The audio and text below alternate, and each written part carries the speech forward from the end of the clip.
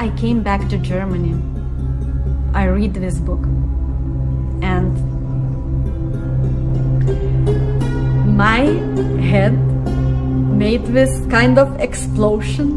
It was, I couldn't believe what I was reading. बिस्मिल्लाहिर्रहमानिर्रहीम, अस्सलाम वालेकुम, वेलकम टू तनवीर रिएक्ट। दोस्तों, आज की वीडियो बहुत ही इंटरेस्टिंग होने वाली है। तो आपने देख लिया होगा, तो देर नहीं करते दोस्तों, तो वीडियो को स्टार्ट करते हैं। नाज़रीन, दुनिया में ऐसे ऐसे ममालिक हैं जिनके शायद नाम भी बेशतर अफराद ने नहीं सुन रखे, मगर वहाँ भी इस्लाम की रोशनी फैल रही है। सच कहीं भी हो, उसके पैरोकार हमेशा कामयाब रहते हैं। यही मामला इस्लाम का भी है, जो एक आलमगीर सच्चाई है और दुनिया के कोने कोने में फैल रही है। एशिया, अफ्रीका, ऑस्ट्रेलिया समेत हर बर्रे आज़म में इस्लाम के मानने वाले मौजूद हैं, और अब लिथुआनिया जैसे ईसाई अक्सरियती मुल्क जो कई लोगों के लिए गुमनाम हैं, वहाँ भी तबलीगी जमातों ने मुस्बत असरात दिखाना शुरू कर दिए, और उम्मीद ये की जा सकती है कि दुनिया का कोई मुल्क का कोई जजीरा या कोई कबीला ऐसा नहीं बचेगा जहाँ तक इस्लाम का पैगाम न पहुँचे, ताकि रोज़े क़यामत अल्लाह ताला के हुजूर खड़े होकर हम कम अज कम ये तो इल्तिजा कर सकें कि तेरा पैगाम पहुँचाने में हमने भी हिस्सा लिया। नाज़रीन, ये कहानी एक ईसाई खातून की है जो लिथुआनिया में पैदा हुई और बाद में उसने इस्लाम कबूल किया। ये कहानी इसी बहन की जुबानी सुनते हैं। कैमरे के सामने बातचीत करते हुए उस खातून ने कहा कि मेरी कहानी लिथुआनिया के एक साहिली कस्बे से शुरू होती है, जहां मैं 12 साल तक रही। वहां के रहने वाले ज्यादातर लोग कैथोलिक ईसाई हैं। मेरी फैमिली भी कैथोलिक थी। बचपन में हम चर्च जाते थे। मुझे बचपन से ही चर्च में जाने से चिढ़ थी। मैं अपनी माँ से मिन्नतें करती थी कि मुझे चर्च में नहीं जाना। मैं बहुत छोटी थी, मगर फिर भी मैं सोचती थी कि गिरजाघरों में आखिर हो क्या रहा है। ये सब मेरी समझ से बाहर था। ये ऐसा ही था कि आप पूरा हफ्ता गुनाहों से भरपूर जिंदगी गुजारें, लेकिन फिर आप इतवार के दिन चर्च जाते हैं, गुनाहों का एतराफ करते हैं और आपके गुनाह मुआफ हो जाते हैं। पादरियों का खिताब 1 घंटा जारी रहता था और कन्फेशन से पहले शराब को पादरी मसीह का खून कहकर इसे पीते थे और एक बिस्किट खाते थे जिसको वो मसीह का जिस्म करार देते थे। चर्च के मुताबिक क्राइस्ट खुदा था। आप कैसे ये सोच सकते हैं कि आप खुदा के जिस्म को खा रहे हैं और इसका खून पी रहे हैं? ये मुझे बहुत नागवार गुजरता था और मेरे तसव्वुर से भी बाहर था कि ये लोग असल में कर क्या रहे हैं। मैं लोगों से पूछती थी कि आप ये क्यों करते हैं, क्या आपको ये नागवार नहीं गुजरता? ये मेरे लिए बहुत तकलीफदेह था। मैं 13 साल की थी तो मेरा खानदान स्पेन चला गया। मैं वहाँ एक बार ही चर्च गई, शायद अपनी दादी को लेकर गई थी, क्योंकि वो हमेशा घर में अकेली रहती थी और वो बहुत मजहबी थी। मैं इन तमाम सालों में 1 मिनट के लिए भी कैथोलिक नहीं थी, क्योंकि मुझे इस मजहब की समझ ही नहीं आई थी। मुझे ये पता था और मेरा ईमान था कि खुदा मौजूद है। मैं ये कमी महसूस कर सकती थी। इस बहन ने बताया कि कई साल बाद मैं स्पेन से ब्राजील चली गई। ये वो लम्हा था जब मुझे अपने वजूद से मुताल्लिक सवालात के जवाब ढूंढने थे, और इसी तलाश में मैं नए नए मज़ाहिब को पढ़ना शुरू कर दिया। और एंजेलिकल चर्च में गई। ये भी एक किस्म का पागलपन था। कोई बुलंद आवाज में गा रहा है, कोई शोर मचा रहा है, चीख रहा है, क्योंकि वो किसी शख्स पर जादू करना चाहते थे। ब्राजील में एक टीवी चैनल था जिसमें 24 घंटे कोई न कोई ईसाई खुतबा दे रहा होता था। 24 घंटे इस चैनल पर मोबाइल नंबर आ रहे होते थे जहां वो अपने सुनने वालों से पैसे जमा कराने का मुतालिबा करते थे। उनके पादरियों के पास बड़े बड़े घर और बड़ी बड़ी गाड़ियां थी। इसका मतलब था कि यह सच्चा मजहब नहीं था और पादरी उसको अपने मतलब के लिए इस्तेमाल कर रहे थे। I mean, they were trying to make exorcisms by singing, and that priest guys have big houses, so many cars, so this could also not be a true religion. नाज़रीन, इस बहन ने बताया कि मैंने यहूदियत को भी परखा। कुछ हफ्तों तक मैंने इस पर अमल किया, लेकिन जब मैं इसके बारे में मजीद सीख रही थी तो मैं इन चीजों पर यकीन नहीं कर पा रही थी जो मैं पढ़ रही थी। ये भी वाकई पागल करने वाला था। तो मैंने सोचा कि यकीनी तौर पर यह सच्चा मजहब नहीं हो सकता। फिर कुछ अरसे बाद मैं स्पेन वापस आ गई और वहाँ से जर्मनी चली गई। इस सारे अरसे के दौरान मैंने बुद्ध मत, हिंदू मत का भी मुताला किया, मगर कोई मजहब मेरे सवालात के जवाब नहीं दे सकता था। यह मुझे सच बताना जो मेरे लिए बहुत ही मायूस सूरत हाल थी। इस सारे अरसे के दौरान मैंने कभी भी इस्लाम को एक मजहब के तौर पर नहीं देखा था, क्योंकि मगरबी माशरे ने इस्लाम के बारे में जो कुछ फैला रखा था वो ये था कि ये बहुत ही दकियानूसी और फरसूदा किस्म का मजहब है। फिर एक दिन ऐसा हुआ कि मैं सारा दिन रो रही थी। मेरी जिंदगी मायूसी से भरी थी, हर वक्त अफसुर्दा रहती थी, मगर उस दिन मैं बहुत ही ज्यादा मायूस थी। कुछ समझ नहीं आ रही थी। मैं उस दिन बहुत रोई और अल्लाह ताला से दुआ मांगी कि मुझे सच की तरफ लेकर जाए। مجھے نہیں پتا تھا کہ میں کس سے مانگ رہی ہوں اور کیسے مانگتے ہیں، مگر پھر بھی میں خدا سے ہدایت کی دعا مانگ رہی تھی۔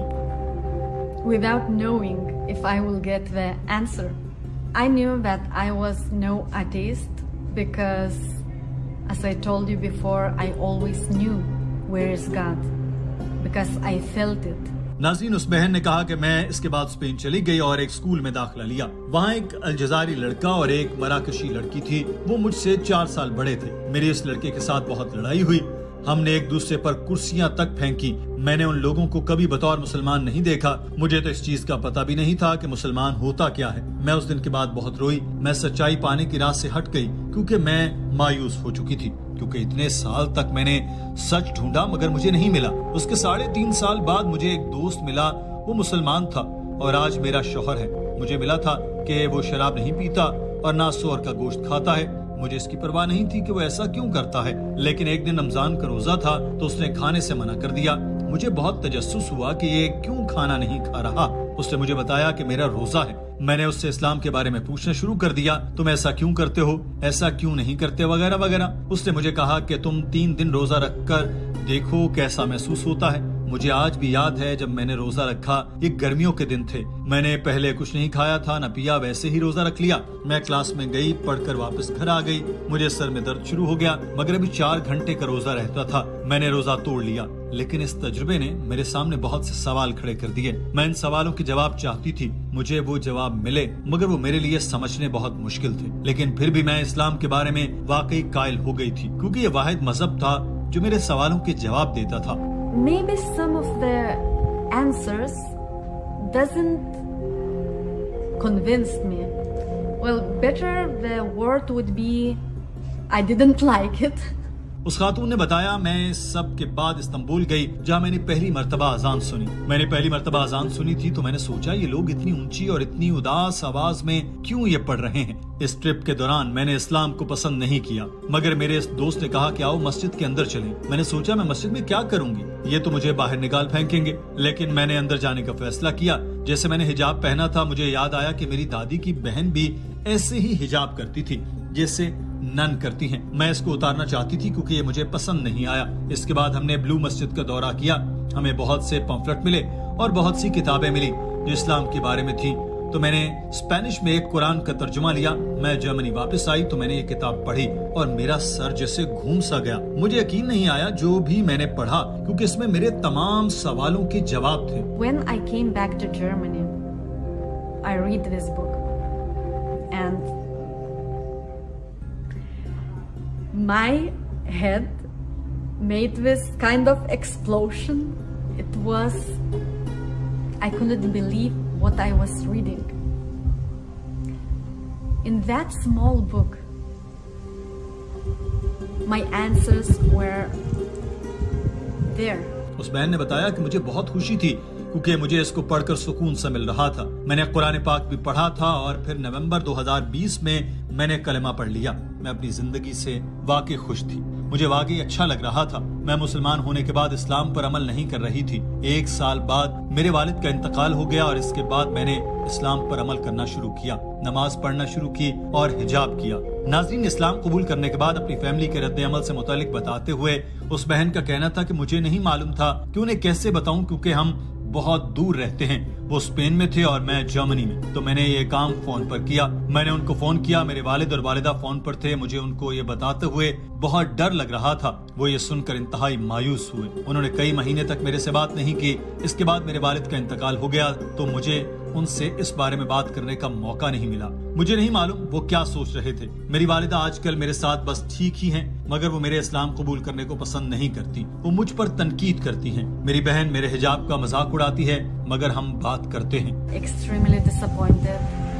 Their reaction were really bad, screamings, and they even didn't talk to me for months.